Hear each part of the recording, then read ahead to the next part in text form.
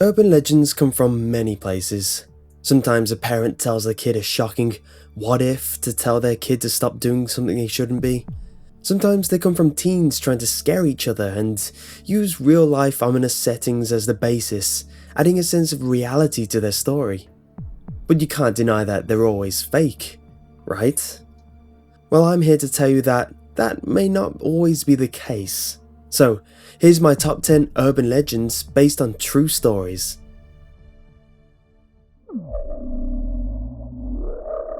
Now, this urban legend wasn't too popular in my time since escalators weren't a common thing. However, I've had personal experience with this one. That's right, I survived what I'm about to tell you.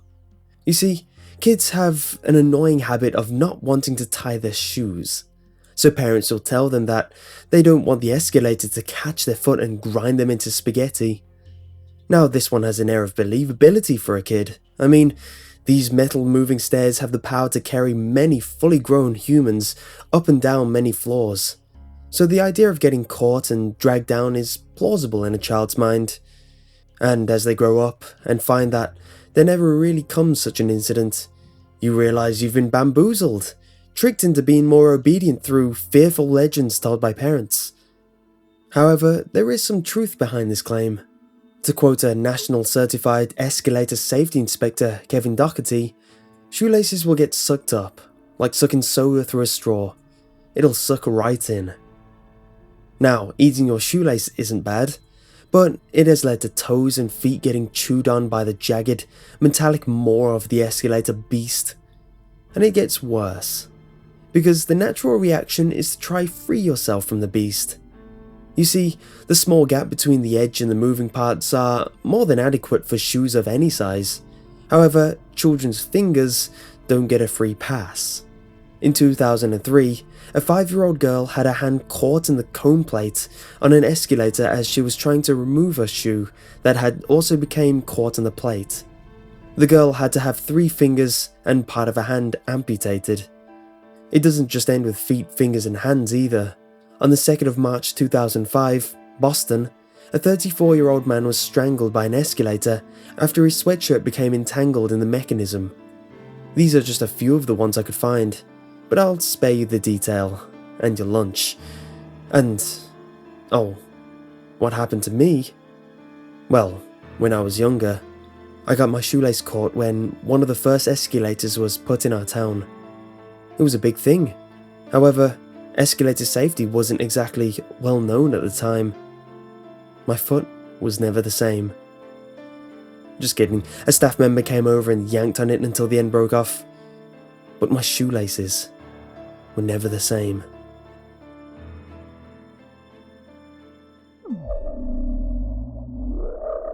I hate this next urban legend, as it spawned a meme I can never escape. But to tell you this tale, suffering this meme some more is a small price to pay. You've all heard the humorous copy-pasta story where a boy and his girlfriend are making out. The boy gets a call telling him to get his hands off his daughter. He tells her, and she responds with, "But my dad's dead." To which the punchline comes, a phrase that is the bane of my existence, "Then who was phone?" There are many variations, but you get the idea. Getting a call from the dead is a spooky thought, but impossible, right? Well, on September 12th, 2008, a California commuter train had an accident, crashing into a freight train, killing 25. Families watched in horror, hoping their loved ones were okay. One such family is the one of Charles Peck. While watching, they got a call. One family member after another were called again and again, all from his number. The police managed to find Charles amongst the wreckage, but sadly he was dead. However, to this day, they couldn't figure out how the calls were sent. And god damn it, if someone says who was phone in the comments, I will find you.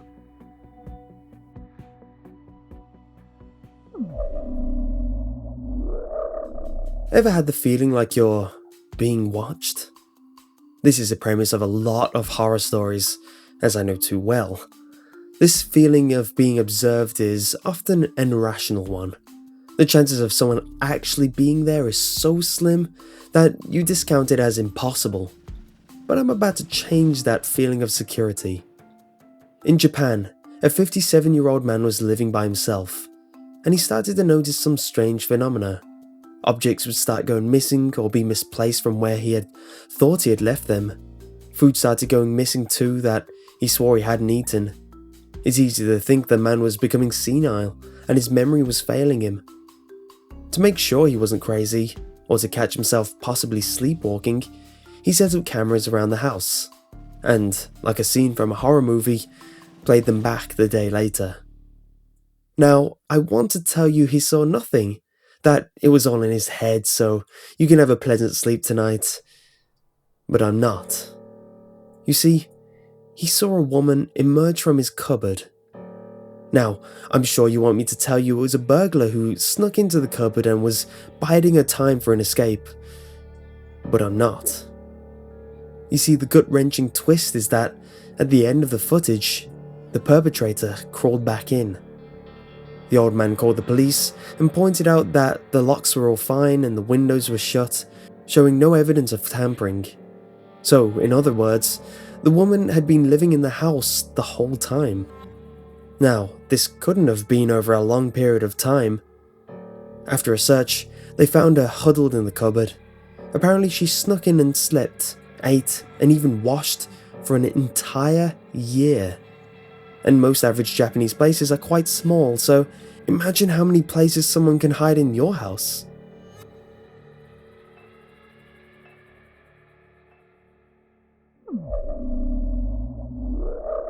Parents have an incessant need to want to keep their children safe. This is a given, it's pretty much their job. However, their methods can be deceiving.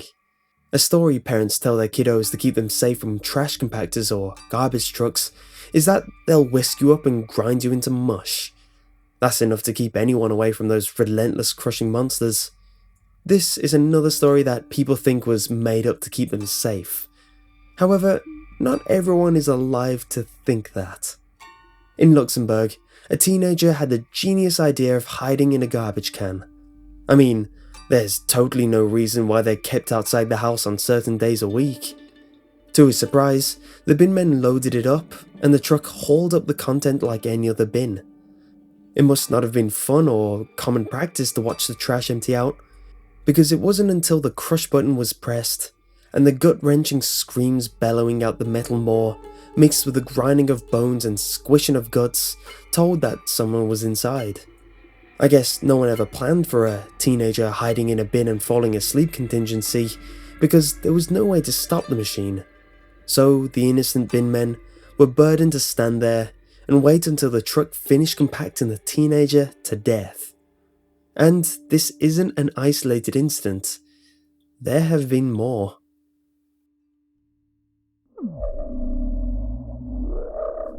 So you decide to eat out, and you see a hair in your food.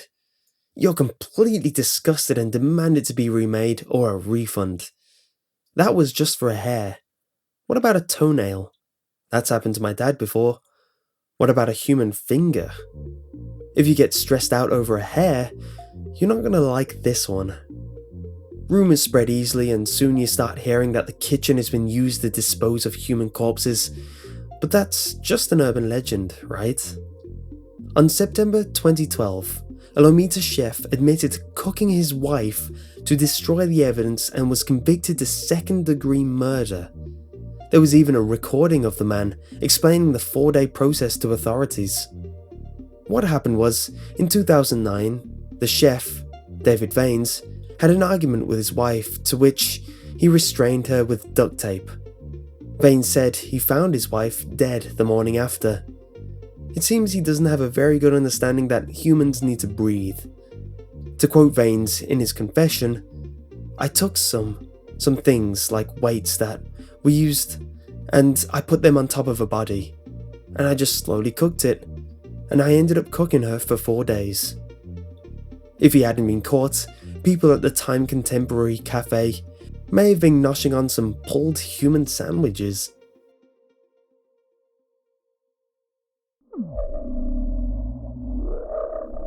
This is one that's gonna make me feel a bit old, but I remember getting chain emails about this one. Do people still get chain emails? Those emails that had extreme information about a common household product or something, and they'd urge you to spread them. My mum and many other middle-aged women who would send emails to each other would pass these on and try to spread the word like they were heroes for stopping kids drinking Coke. Anyway, this one comes from that family of stories and articles. It would warn you to be careful of other countries because you could be drugged and abducted only to wake up with a slightly lighter abdomen and a wicked scar to show your friends. The settings would differ, but the scary part always remained the same, warning of organ thieves. But I doubt that someone skilled enough for a quick surgery like that would take to the streets to lead a life of crime. Well, if you doubt it too, you're on the same boat as me when I found this out.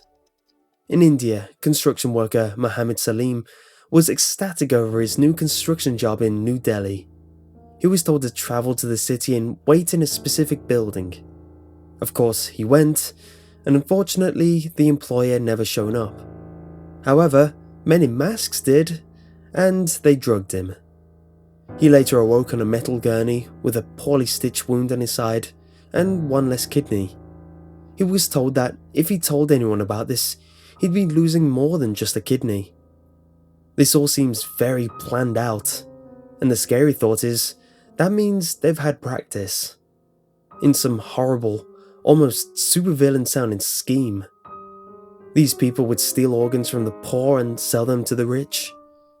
If you think avoiding India will solve the problem, it won't. The organ trade is actually very lucrative, and it happens in various countries across the world.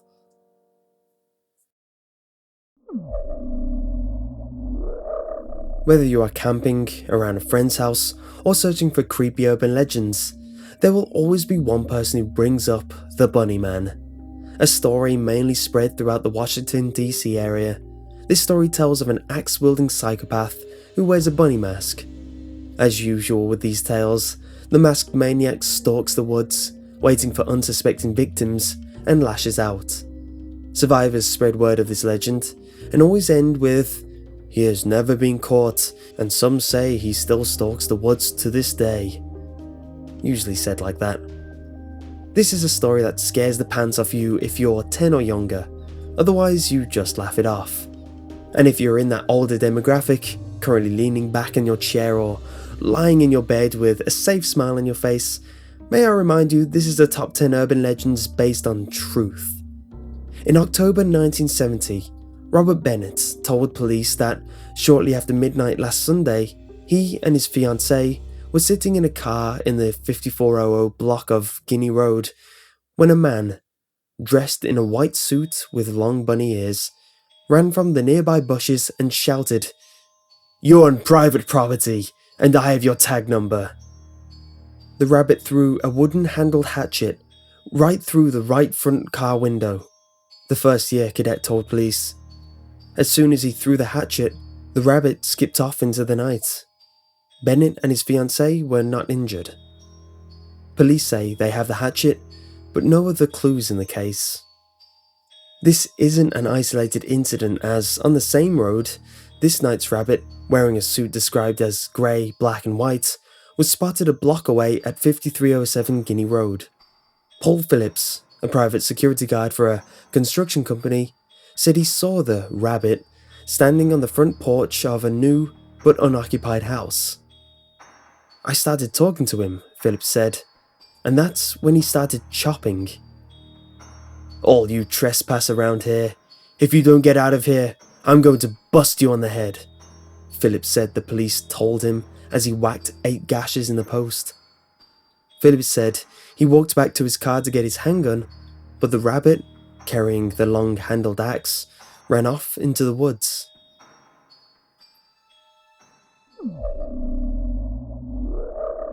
Okay, I think it's rational for everyone to have this fear. I mean, the idea of being pronounced dead, only for you to wake up in a cold, confined box, is a scary thought for anyone. No, you're not buried alive. It's worse. If you were buried alive, there is still a chance you would survive. Waking up in a morgue is a totally different story. You see, on the 26th of July 2011, Maria, an 80-year-old woman, was rushed into hospital due to cardiac arrest. She was pronounced dead, because someone that old surviving a heart attack is very unlikely. They whisked her away to the dead people fridges in a nice sealed up bag and stored her away. When they came back to prepare the body for the funeral, they found her in a state they didn't leave her in. She was face down, the body bag was partly unzipped, and she had wounds along her arms and hands.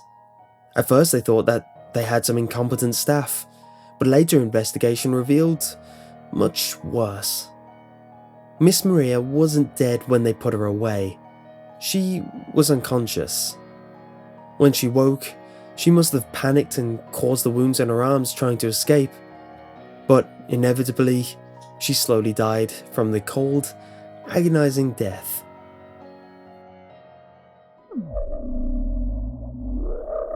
There is another legend I remember hearing as a kid. I grew up in a time when wired household phones were common at the time.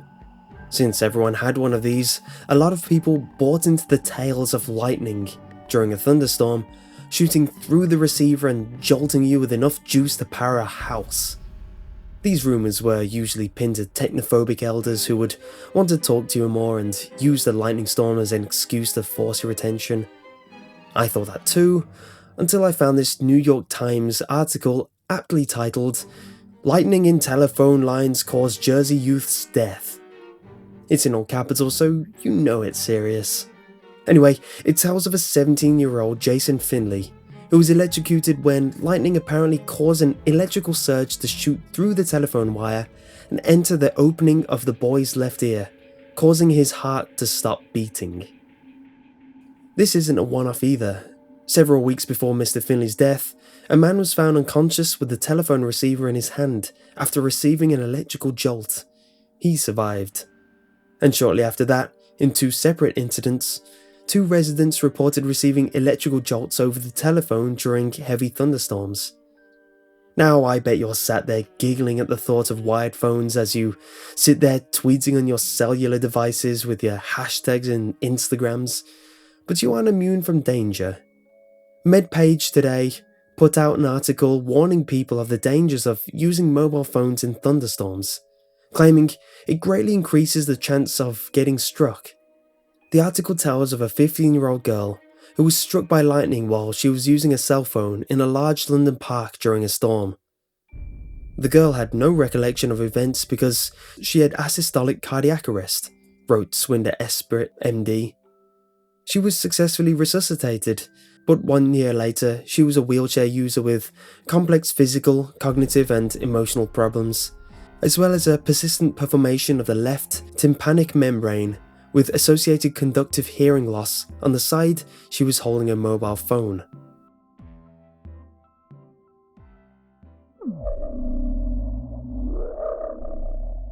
Whether we are told this or come up with it ourselves, there's something so obvious about this one that it just comes to mind whenever we see an elevator. I'm talking, of course, about imagining being half in the door when it closes and being clamped in for when the metal box becomes our coffin. Well, at least part of us anyway. We all brush this off. I mean, I've seen people jam their arms in many times to make them reopen. There are many failsafes for things if they were to go wrong, so nothing can possibly go wrong, right? Well, with how this list's been going so far, if you said no, you're not going to like what I'm about to tell you. In August 16th, 2003, Dr. Hitoshi Nikaido was heading into an elevator following his colleague. As he was stepping on, the door closed on his shoulders, pinning him in place. He struggled and waited for them to open, as they should have, to no avail. Before long, the elevator began moving, and to quote the Houston Press article, the ceiling sliced off most of his head. His ear, lower lip, teeth, and jaw were all attached to his body, which fell to the bottom of the elevator shaft, as the elevator continued moving upward. The colleague frantically pushed every button. The elevator stopped 4 feet below the 5th floor. She was trapped inside the elevator with his head for more than an hour. I just kept seeing the look in his eyes, she told officers. Now, if you excuse me, I now have a good reason to always take the stairs. Anyway, I hope you liked this list, and if you did, leave a like. And if you want to see another creepy top 10, click here for my top 10 short creepypastas. And if you want to see more, subscribe to be notified when I put out a new top 10. I try put one out every week, and I hope to do more.